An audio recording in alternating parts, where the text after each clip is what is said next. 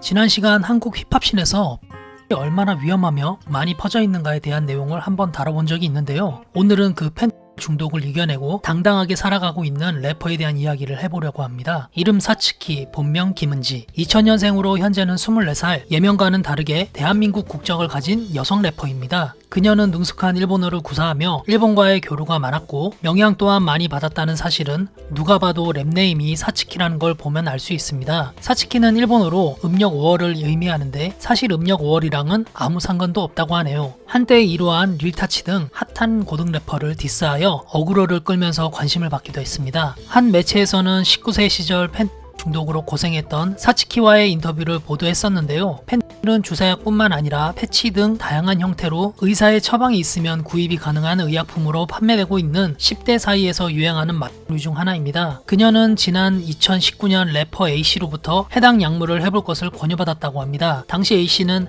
이게 아니고 합법적인 진통제다 라며 생리통과 마음의 고통을 없애준다고 부추겼다고 합니다. 이에 펜타닐 연기를 한 모금 마신 사츠키는 자신의 귀를 의심하는 A씨 한마디를 들었다고 하는데요. 잘가.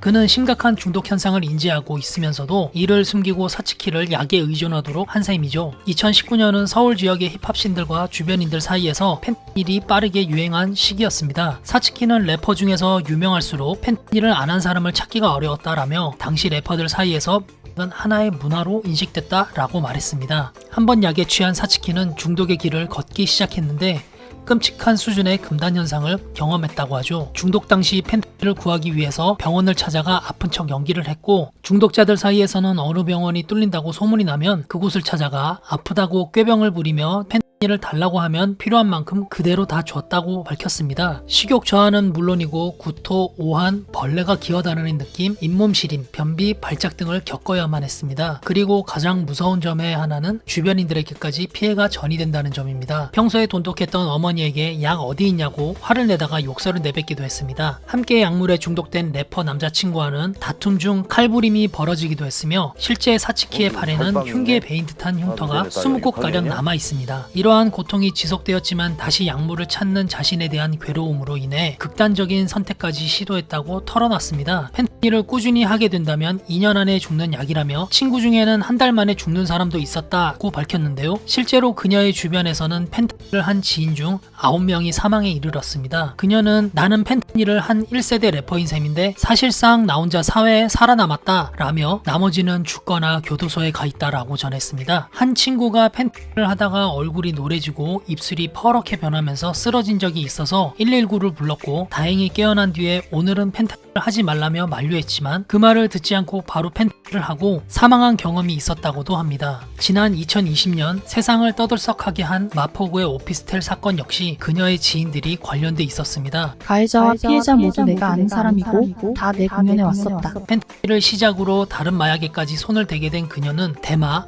LSD, 디에타민 등으로 범위를 넓혔다고 하는데요. 디에타민 열정을 한 번에 먹고 5월 동안 못 잔 적이 있다라고 했습니다. 또한 자신의 인스타그램 방송을 통해 지난 12월 17일부터 키스에이프와 동거를 한 사실도 공개했는데요. 처음 한 달간은 무난하게 교제가 이루어졌지만 남친이 약을 시작하면서 폭행이 이루어져 사이가 급격히 나빠졌다고 합니다. 또한 비프리와 키스에이프가 싸우는 것을 말리다가 키스에이프에게 발로 걷어차이는 바람에 심한 폭행으로 이루어졌고 하혈을 했으며 유산까지도 했다고 합니다. 이런 사츠키는 종교의 귀의에 극적으로 약물을 끊게 됐는데요. 일주일에 3번 정도 주기적으로 중독 재활센터에 다니며 치료를 받고 교육과 심리상담, 다른 중독자들과 모임도 이어가며 약물과 거리를 두며 정상적인 삶으로 돌아오고 있는 사츠키.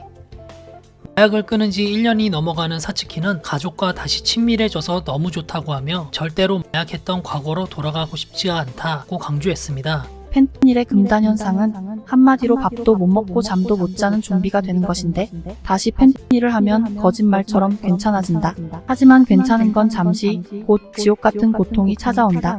펜타닐은 사탄, 악마. 담배도 끊기 어려운데 하물며 중독성 자체로는 탑급인 마약류 중 하나인 펜타닐은 얼마나 끊기 어려울까요? 사츠키는 마약은 멋있는 것도 자랑할 것도 아니고 사람을 죽이는 것이라고 대답하였습니다. 오늘의 영상이 도움이 되셨다면 좋아요와 구독을 눌러주시기 바랍니다. 감사합니다. 사건의 소용돌이였습니다.